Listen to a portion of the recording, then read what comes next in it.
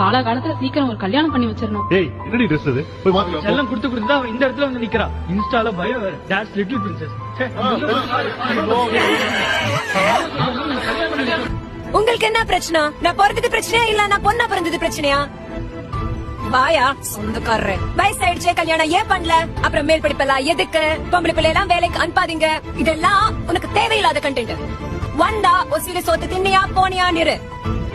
இது செஞ்சா தப்பு, அது செஞ்சா தப்பு, இங்க போனா தப்பு, அங்க போனா தப்பு, வெளியே போனா தப்பு, போலானா தப்பு, நின்றா தப்பு, உட்காந்தா தப்பு, தப்புக்கே தப்பு பார்த்து பயப்படுதல் அவக்கு அவ்வளவு தப்பு. உங்க அகராதியில எது தப்பு இல்லன்னு சொல்லுப்பா. இங்க இருக்கானே என் நொன்ன. அவ லவ் பண்ணா ஓகே, நான் லவ் பண்ணா 1008 கேள்வி. அப்புறம் அவன் யாரு, மதம், ஊரு எல்லாம் தெரிஞ்சு ஓகேனா ஓகே, இல்லனா கட்டாயம் கல்யாணம் பண்ணி வச்சிடுவீங்க. இந்த நாய் வெளியே போற சொன்னா பாத்து போயிட்டு வாப்பா. அப்புறம் நான் சொன்னா யாரு கூட போற, எதுக்கு போற, எப்படி போற, ஏன் போற, அதெல்லாம் ஓகே. ஆனா ஒரு காரணம் சொல்வீங்க பாரு.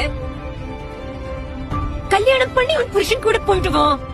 கல்யாணம் பண்ணி ஏன் புருஷன் கூட கேர்ள்ஸ் ட்ரிப்புக்கு. ஒரு பொண்ணுக்கு 18 வயசு ஆயிடுச்சா, she's in your daughter anymore. She's an individual adult.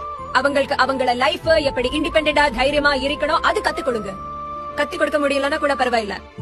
இண்டிபெண்டண்டா இருக்கா நினைக்கிறவங்கள டிஸ்டர்ப் பண்ணாதீங்க. அதுதான் நீங்க செய்யற பெரிய உதவி.